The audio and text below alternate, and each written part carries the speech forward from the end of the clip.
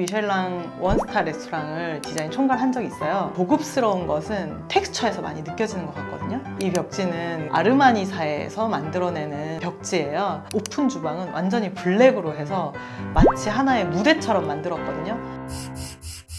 대표님 파인다이닝 자주 가세요? 뭐 매일같이 가지는 못하는데 당연히 그래도 특별한 날에는 간다든지, 그리고 또 제가 친구들 중에서 셰프들이 되게 많아요. 그래서 그 친구들 레스토랑에 방문한다든지 해서 평균보다는 조금 더 많이 가는 것 같아요. 대표님도 그럼 파인다이닝 작업하신 적 있으실까요? 제가 파리에서도 꽤 오랫동안 일을 했었는데, 파리에 있으면서도 미셸랑 레스토랑을 꽤 많이 디자인했었고, 또 한국에서도 강민철 레스토랑이라고 미셸랑 원스타 레스토랑을 디자인 총괄한 적이 있어요. 파인다이닝이 굉장히 고가의 한 끼잖아요. 그러다 보니까 음식이 맛있는 건 당연히 중요하지만 그 음식을 넘어서서 그 공간에서 식사하는 다이닝 그 자체의 경험이 되게 중요한 것 같아요.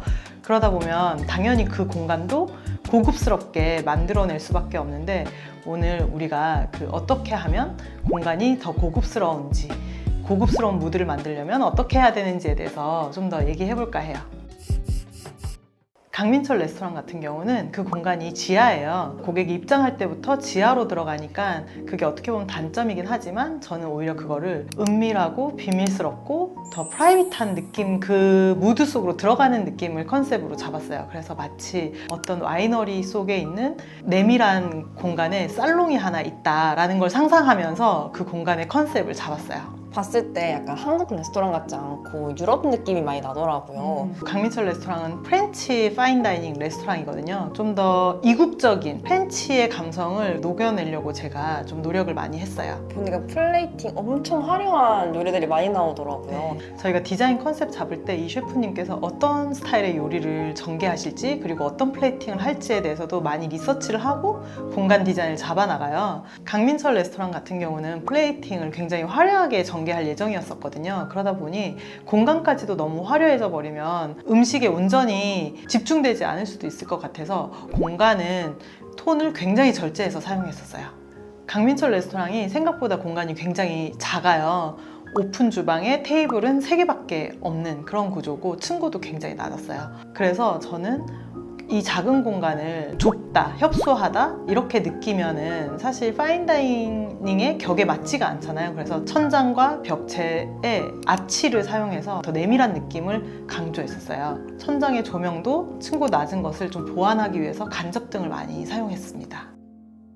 대표님이 생각하실 때 고급스러운 공간을 만드는 요소는 어떤 게 있을까요? 고급스러운 것은 텍스처에서 많이 느껴지는 것 같거든요. 보통 디자인을 할 때 많은 사람들이 톤 앤 매너, 톤 앤 무드를 어떻게 만들어갈까 이런 얘기를 굉장히 많이 하거든요. 근데 여기서 톤이라는 것이 색감에 국한해서 많이들 얘기를 하세요. 근데 저는 정말 중요하게 생각하는 것이 질감이거든요.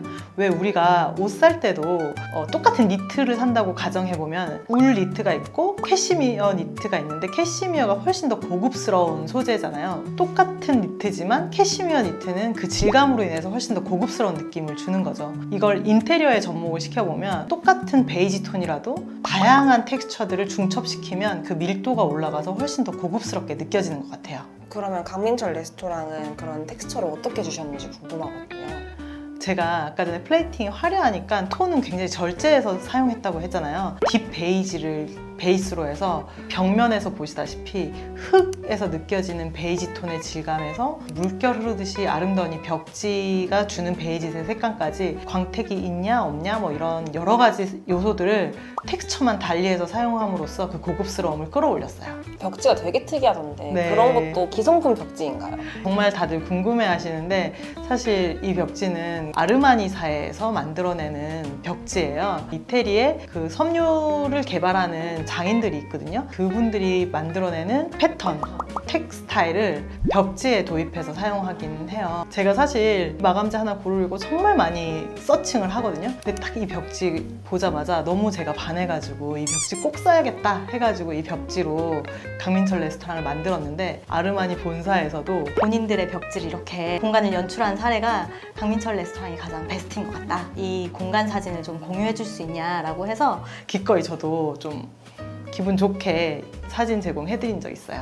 어디에 실린 거예요? 아르마니사의 프로모션 페이지에 들어가 있더라고요. 가장 신경 썼던 거 또 어떤 게 있을까요? 인테리어 할 때 되게 신경을 많이 쓰는 부분 중에 하나가 필요에 의해서 어떤 기능적인 제품이나 장치들을 공간에 넣게 되잖아요. 근데 그게 단순히 기능이라든지 필요에 의한 장치로서 끝나버리면 그렇게 고급스러운 느낌까지는 들지 않는 것 같아요. 시작은 그렇게 했으나 결과물로서는 오히려 이게 어떠한 하나의 조형물처럼 보인다든지 일부러 배치한 것처럼 보여야지만이 사람들은 이 단점을 아예 잊어버리고 이런 오브제들이 주는 장점만 기억하더라고요. 강민철 레스토랑 같은 경우는 테이블이 3개밖에 없는 데다가 또 테이블 간의 간격이 굉장히 가까웠거든요. 그러다 보니까 고급 레스토랑인데 내 테이블에서 얘기하는 소리가 옆 테이블까지 다 전해 들리거나 아니면 사람 얼굴이 너무 적나라하게 보이게 되면 좀 불편할 수도 있잖아요. 그래서 제가 꼭 파티션이라는 것들을 배치를 해야겠다 했는데 이 파티션이